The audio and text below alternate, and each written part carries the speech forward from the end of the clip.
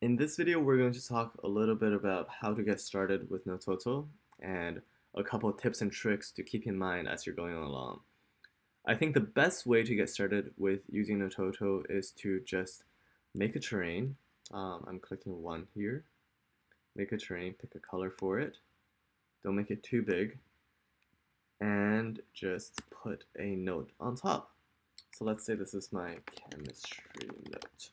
Lecture 1. And if I have another chemistry note, the most obvious thing to do is to put it beside it, right? So I'm going to do that. But if I have a note that's not completely related to chemistry, I'll put it somewhere else, and I'll make another terrain for it. Let's say I also journal, which I do. I would make a platform. Actually, maybe not platforms. Platforms are a little boring now. Let's do a ditch. Little ditch. A ditch over here that is for all my journal blocks. And you could kind of imagine these as each daily entry, June 10th. And you can expand these as you're going along. So if you run out of space, you can always use the leveler tool and add more space to it. So whenever you have a new topic, the easiest thing to do is just to make its own dedicated island and put notes on top of there. Of course, you can also use the templates that we made. Though these templates are mostly for cosmetic reasons, they don't have built-in categorization in them. So, for example, you may want to use this for journaling, and here are some deep thoughts that you have. Maybe up here are some thoughts that are on the top of your mind.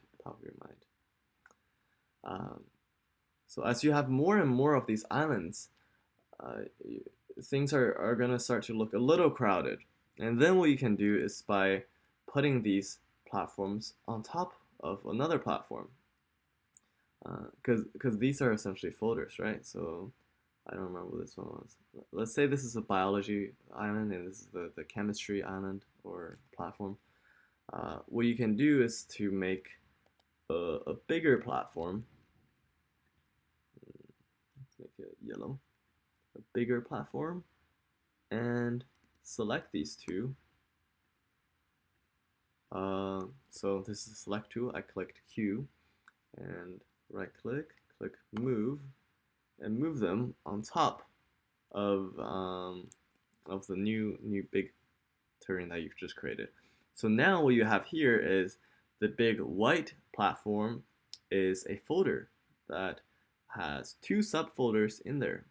So you could say that this big white one is maybe school notes, and on top you got chemistry notes, on top you got biology notes, and if you want sub things, subcategorization within chemistry notes, you can either expand chemistry notes and make another platform on top, or ditch, or some visual resemblance, or you can put a platform.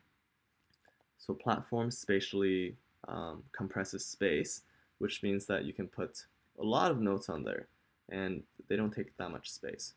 So maybe you got labs or homework, and you don't want to make sub platforms for them. You can just put down a platform. One thing to keep in mind is to not make your islands or platforms too big in the beginning, because it's pretty fun to just keep expanding your islands, but an island that is this big can contain way too many note blocks, and it's going to take a long time to fill up. So a much better thing to do is just to make something small and easy, and as you're going along, you can expand it. So similarly to what I am doing here. As an example, I'll show you my world. Currently, this is all I have since we just launched fairly recently. And over here is my thinking space. So everything, I haven't, I'm not even categorizing things perfectly, but over here are things that I'm thinking about and things that I want to, occupy a lot of my thinking power too. And over here's a little to-do list, a working stack. And over here is three major points that are related to Nototo, the project. And here are my book notes. As you can see, I haven't been reading. And yeah,